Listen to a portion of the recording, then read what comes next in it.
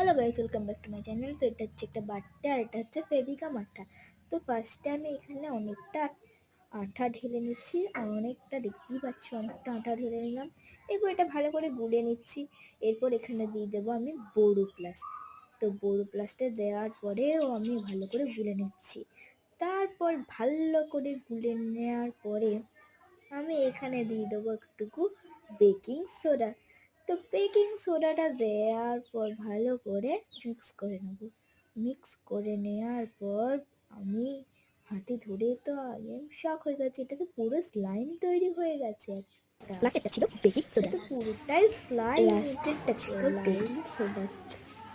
প্রথমে আটা, বোরো প্লাস, লাস্টে একটু বেকিং সোডা দিয়ে তৈরি করুন স্লাইম। আমার চ্যানেলটাকে প্লিজ সাবস্ক্রাইব করে যান, লাইক, শেয়ার, কমেন্ট।